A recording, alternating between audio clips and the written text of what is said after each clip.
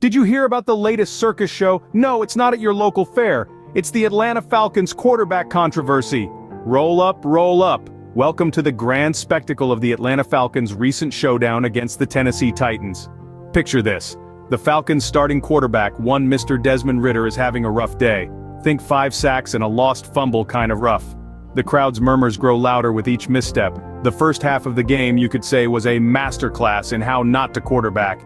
Then, like a knight in shining armor, enter Taylor Henicke. He takes the reins in the second half, and boy does he make a difference. With Henicke in command, the Falcons are suddenly soaring with 4 scoring drives under his belt. It's like watching a completely different team. It's a tale of 2 halves, a tale of 2 quarterbacks. But alas, the Falcons' flight falls short. Despite Heinicke's heroic efforts, they lose the game 28-23. A valiant effort, but a loss nonetheless. It's the kind of game that leaves fans, and probably the coach, scratching their heads and asking, what if? And speaking of the coach, Arthur Smith, he's got a decision to make. He's seen Ridder struggle and Henicke shine. He's seen the potential for a new direction. But does he stick with his original plan and hope for Ridder's redemption? Or does he take a gamble on Henicke, who showed promise in the face of adversity? So, the Falcons coach is now in a pickle. Stick to the struggling Ridder or gamble on the promising Henicke. Talk about a quarterback quandary. Now let's take a moment to contemplate the implications of this quarterback controversy. In the great game of football, the quarterback is the maestro of the team. Having a solid, reliable quarterback is like having a steady drummer in a band.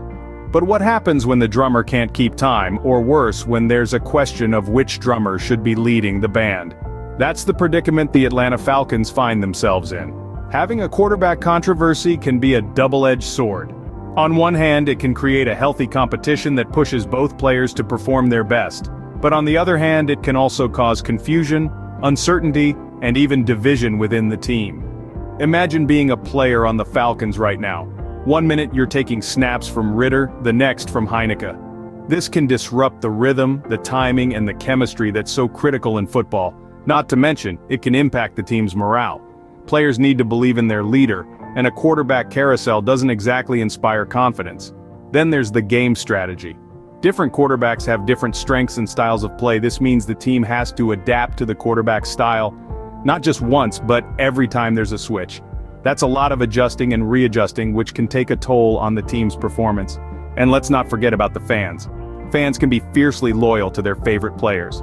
A quarterback controversy can divide the fan base, leading to heated debates and potentially even a drop in support if fans feel their favorite player is being treated unfairly. Lastly, there's the issue of Ridder's potential concussion. Player safety should always be paramount. If Ridder is indeed concussed, then the decision to play Henicke isn't a controversy, it's a necessity. So it seems like the Falcons are not just playing against their opponents, but also playing a game of musical quarterbacks. Let's hope they find their rhythm soon, or they might just end up playing the blues.